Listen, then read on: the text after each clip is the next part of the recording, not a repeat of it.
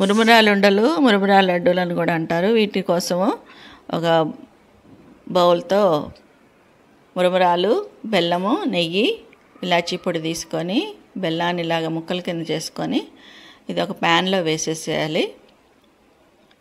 వేసేసుకొని మీడియం ఫ్లేమ్లో ఇది కరిగే వరకు మనం కలుపుకుంటూ ఉండాలండి.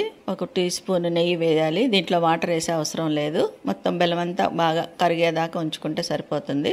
మరొక ప్యాన్లోకి కొంచెం వేయించుకోవడానికి మురమురాలు వేసి కొంచెం ఫ్రై చేసుకోవాలి.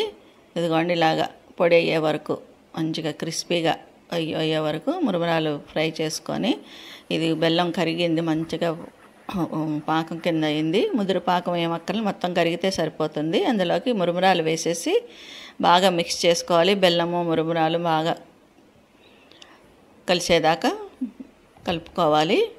మా ఛానల్ కానీ మీకు నచ్చినట్టయితే తప్పకుండా లైక్ చేయండి, సబ్స్క్రైబ్ చేసుకోండి, షేర్ చేయండి. ఇప్పుడు ఇందులోకి కొంచెం ఇలాచీ పొడి వేసుకొని ఒక టీ స్పూన్ నెయ్యి కూడా వేసుకొని బాగా మిక్స్ చేసుకోవాలి.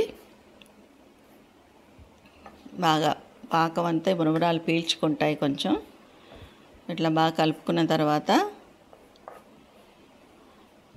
ఒక ప్లేట్కి నెయ్యి అప్లై చేసుకొని అందులోకి ఇదంతా వేసేసుకోవాలి. మురుమురాలు చేసుకున్నదంతా కొంచెం నెయ్యితో చెయ్యి రాసుకొని ఉండలు చుట్టి మీకు కావాల్సిన సైజులో ఉండలు చుట్టేసుకొని ఒక ప్లేట్లో పెట్టేసుకోవచ్చు.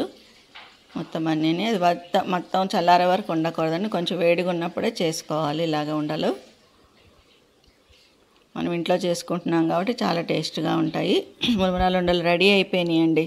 చాలా టేస్టీగా ఉంటాయి. మీరు తప్పకుండా ట్రై చేయండి. ఎలా వచ్చింది మా కామెంట్ బాక్స్లో కామెంట్ చేయండి. Thank you so much. Bye.